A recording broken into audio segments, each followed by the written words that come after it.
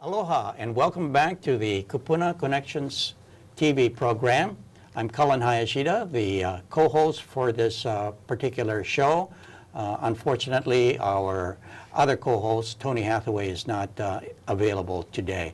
But we have a wonderful program having to do with Encore careers, how to start a new business. And with us is our guest, Cynthia Yamasaki, who I'm going to ask to introduce herself. Cynthia. Thank you, Cullen. Yes, I'm Cynthia Yamasaki, and I'm the Chief Energizing Officer of my own company called CMY Consulting. And I'm primarily a leadership and life coach.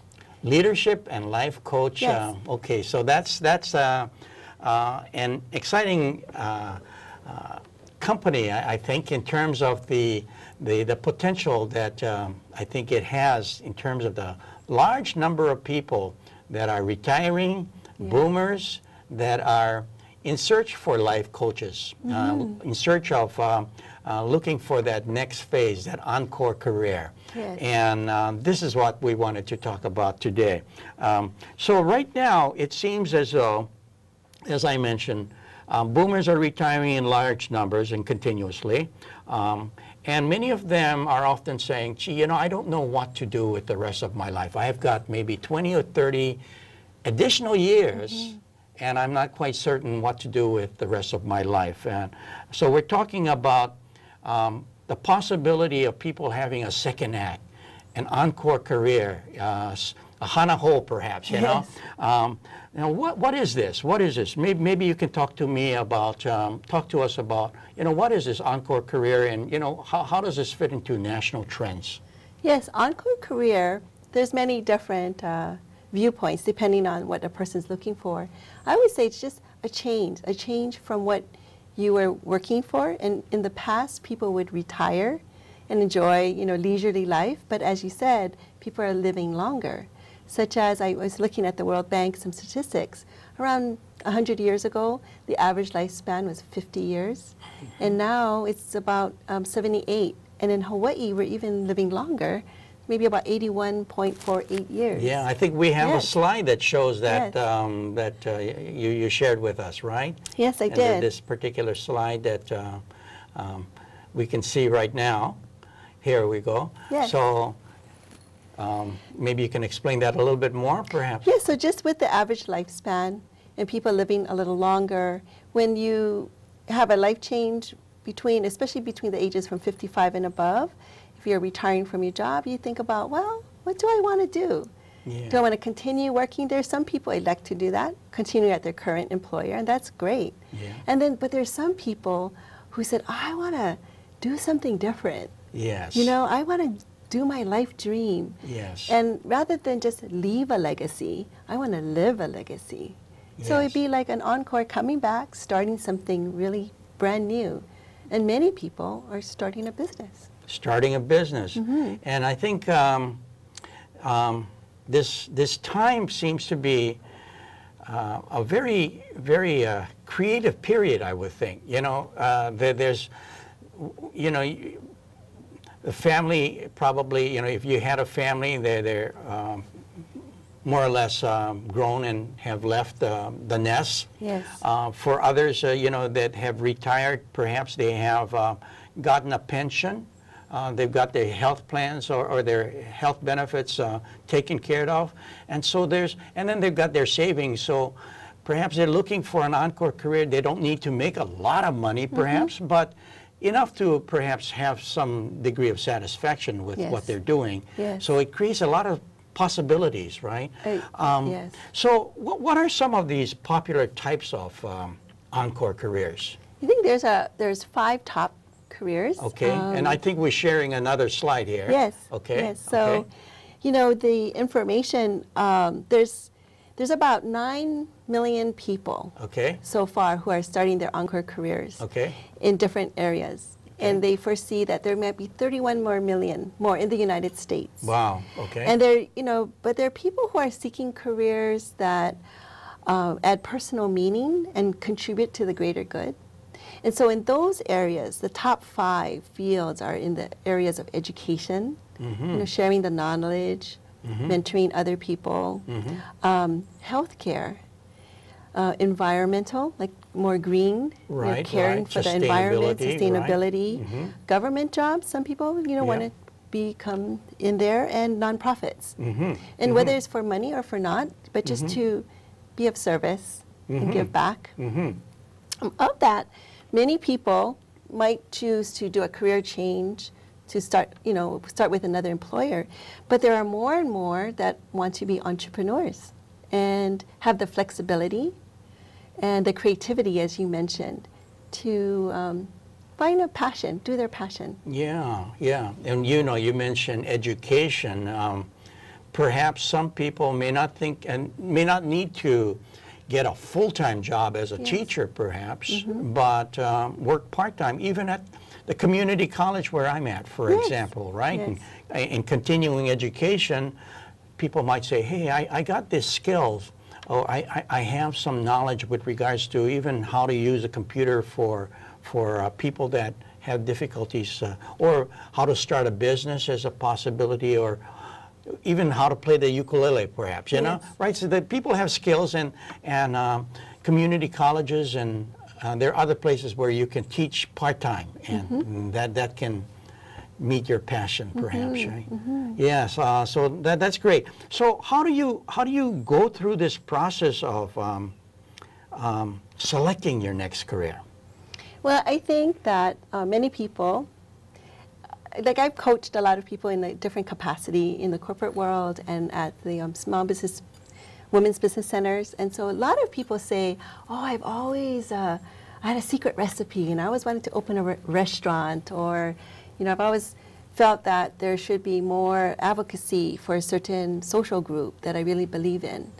So it starts, I believe, with really knowing your passion, because that will drive you through the ups and downs of entrepreneurship. It's if you want to do it for like a continuing lifestyle and living, it's a lot of hard work. But when you know that it's for a great cause, it carries you through that. And then there's a practical side of it, like knowing where your customers are, having a business plan, how you're going to finance it. There's a lot of technical details, but there are different ways that people. There's some key steps that I think there's a slide that I'd like to share, because those things. But so as far as choosing a path per se. Yes, sorry. No. Choosing a path, a career path. I guess it's. Do people go through a process of trying to say which career path? How do I choose my Encore career path? Yes. So. Most people will feel that the best advice that I've heard and I've also shared is tap into what your knowledge is already, your key strengths. So that is your expertise.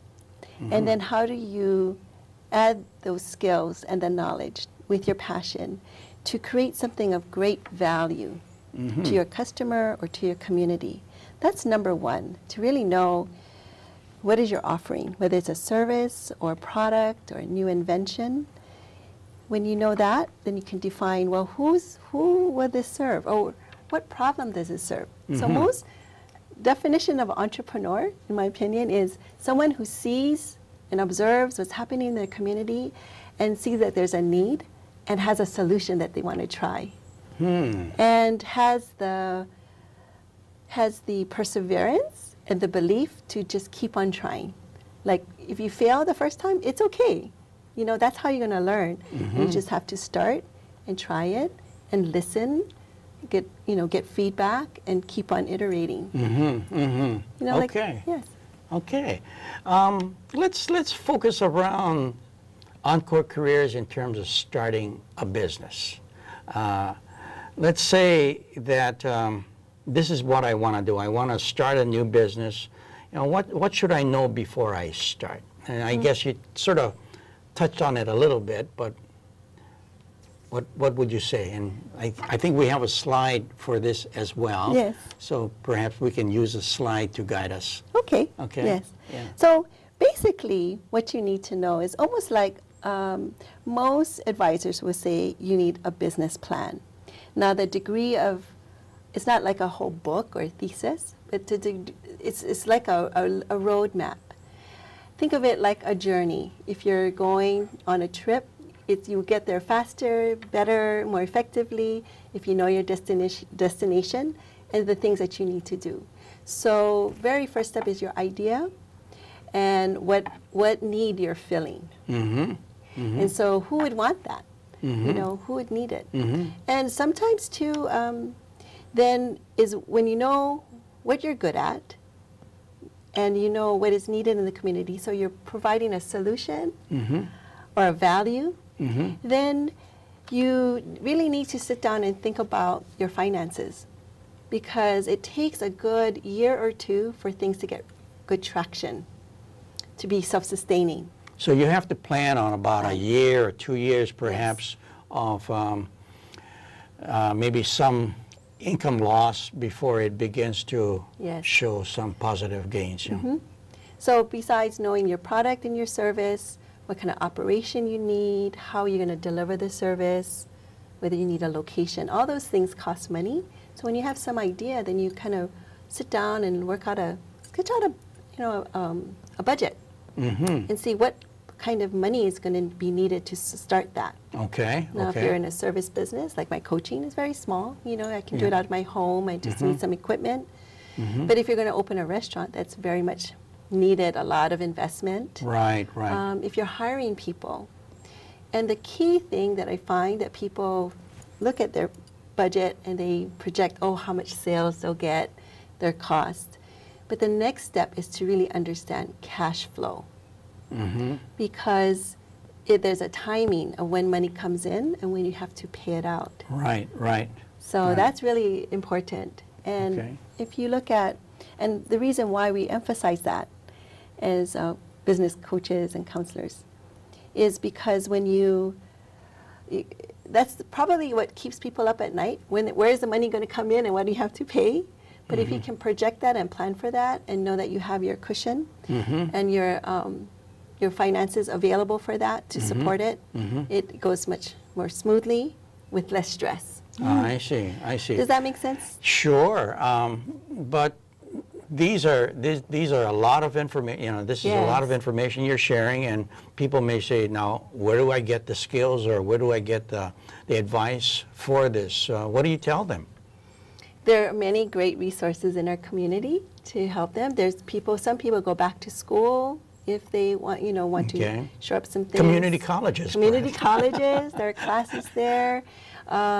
There's and there's actually funding, not funding, but there's support where there's waivers of tuition sometimes for certain classes. Like if you want to get back into caring for elderly, right. Into the Kupuna program. There's programs like that. But there are agencies by the federal government, like the Small Business Administration. There's a Hawaii office here in Honolulu. There's a Small Business Development Center. The state has resources. There's SCORE. SCORE is an organization of retired business people who are coaches and counselors. Oh, really? So once you have your idea, you present it and they can help you, give you some advice, point you in the right direction, and it's free. Now, SCORE is free? SCORE is free. So that's S-C-O-R-E, S-C-R-E. So if you were to go on the internet and type in S-C-O-R-E, they would pop up. Yes. I see. And in Hawaii? In Hawaii. In Hawaii, okay. Yes. SCORE Hawaii, SCORE. I suppose. Yes, just SCORE, and then there's great resources about what is a business plan, some templates. And in Hawaii, we like things online, but we also like face-to-face. I also like to mention there's a fairly new center for women, dedicated for women. It's called the Patsy T. Mink Center for Business and Leadership.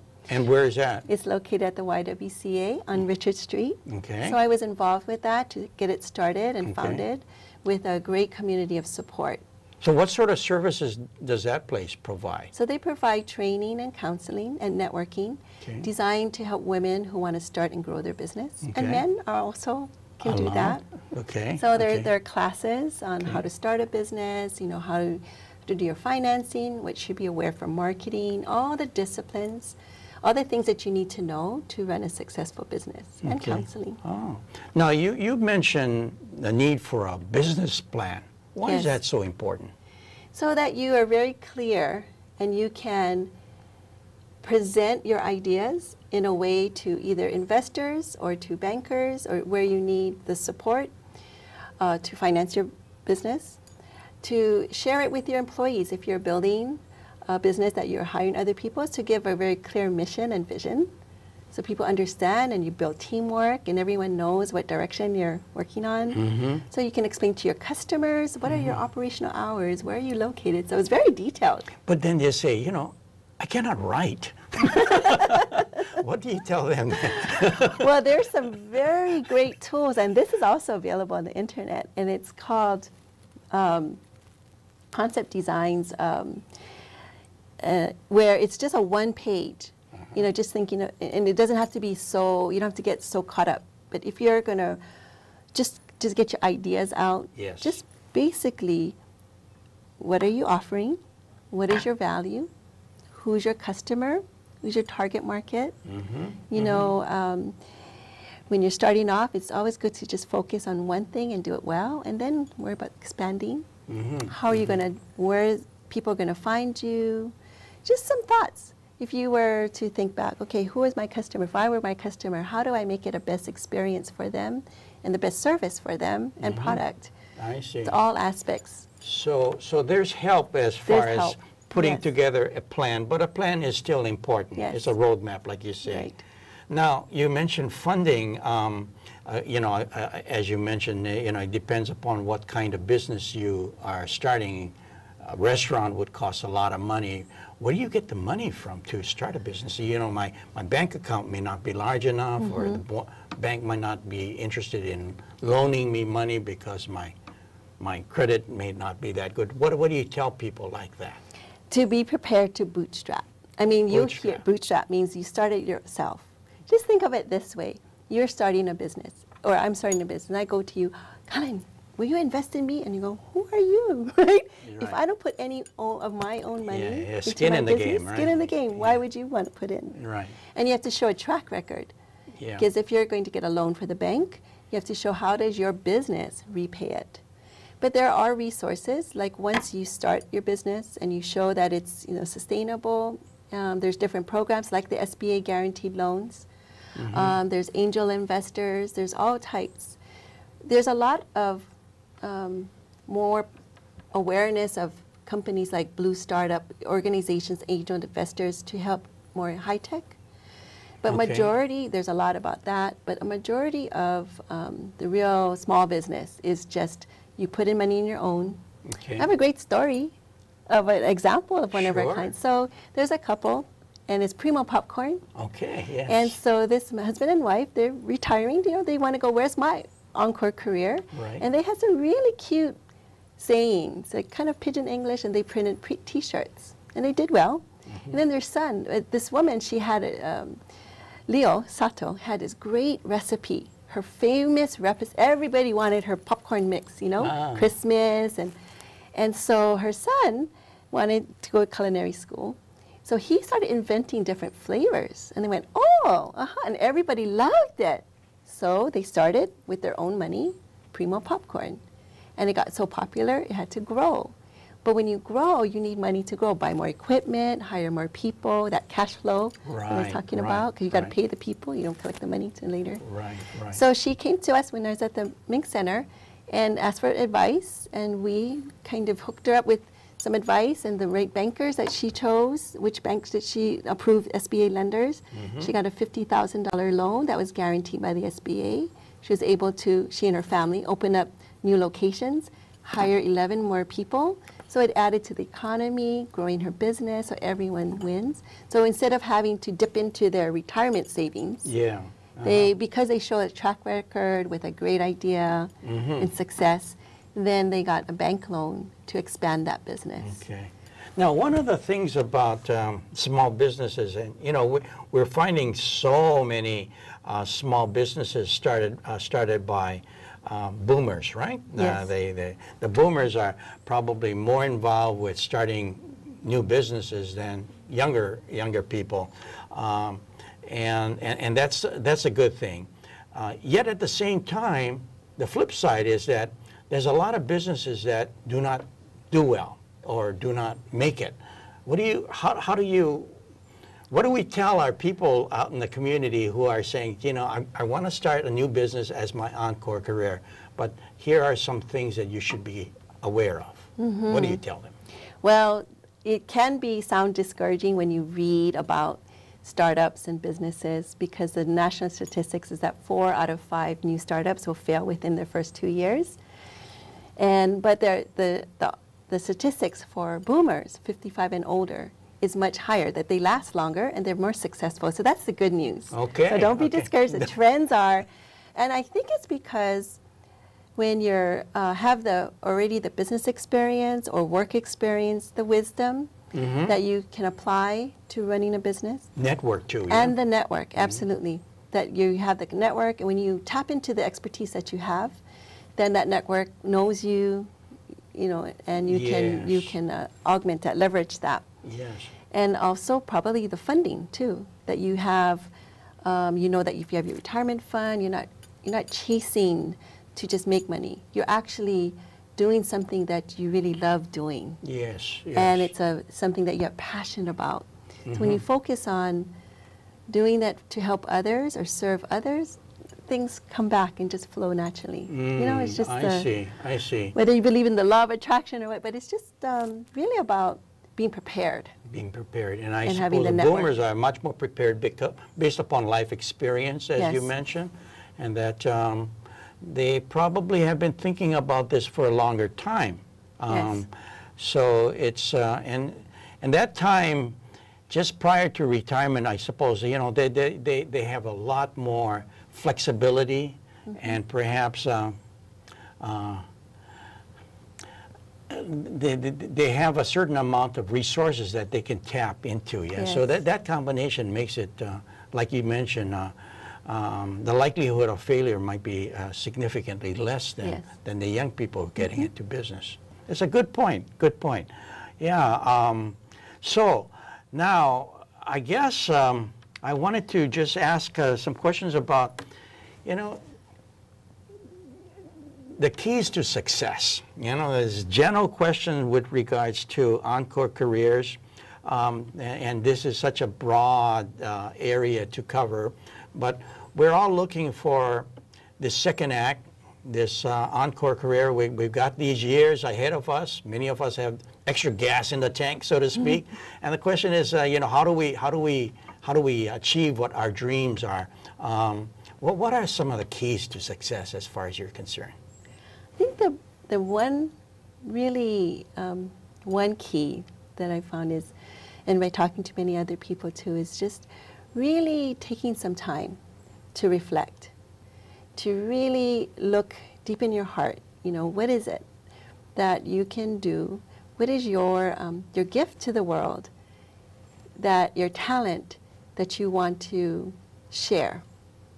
So if it's looking at a greater cause or a greater good, some people in their Encore careers, it's not just opening a business, it could be a nonprofit. It could be volunteering, it could be doing different things.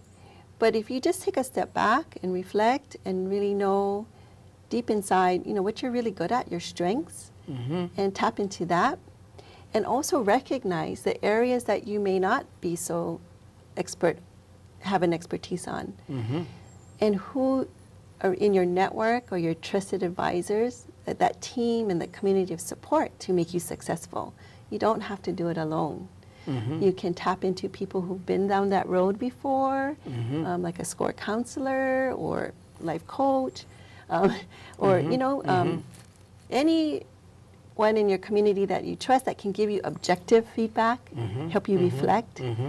And when you know that, and if you want to go into your own business, the two things I think is be ready to sell, sales. If you're passionate about your thing, sales. Yes. And cash flow. And financial. cash flow. Yeah. Okay. Of all the things, you know, in business. Yes. You need to know the law. You need to know accounting. You need to know pricing and profitability. Yes. There's a lot of people with that expertise that you can decipher and you kind of know. Yes. Yeah. But when you have your product or your service, you're probably the best person to represent it because you're passionate about it. You're You passionate. know what you're sharing. Yes. Yes. Yes.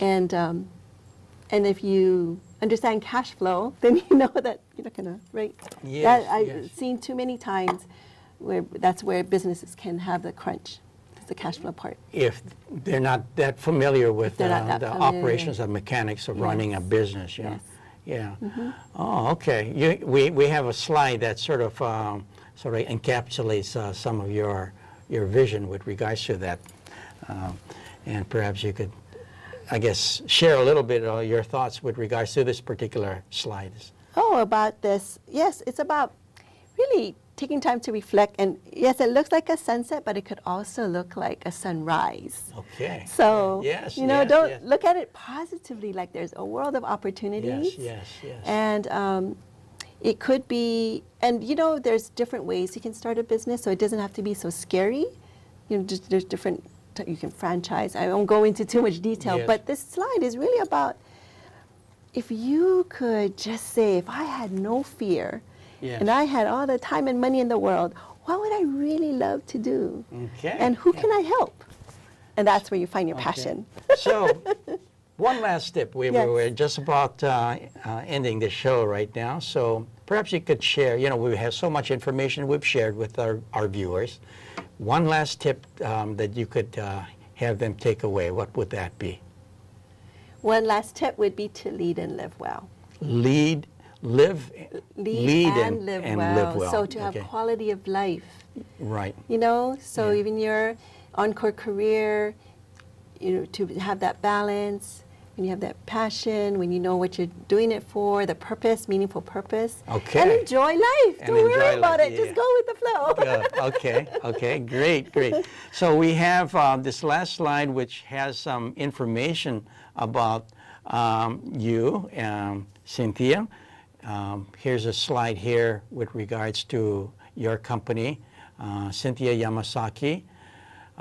That's CYM. No, CMY. CMY Consulting, right? And so those are the website information and the email address for Cynthia.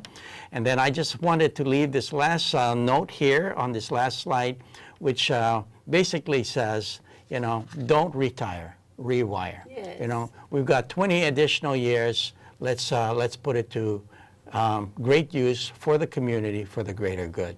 So Yes. thank you very much for joining us. Thank you so much. Yes. So thank you again for joining us on this program, on Kupuna Connections TV program. Again, I'm Colin Hayashida with Kapi'olani Community College, Kupuna Education Center. See you again next week. Aloha.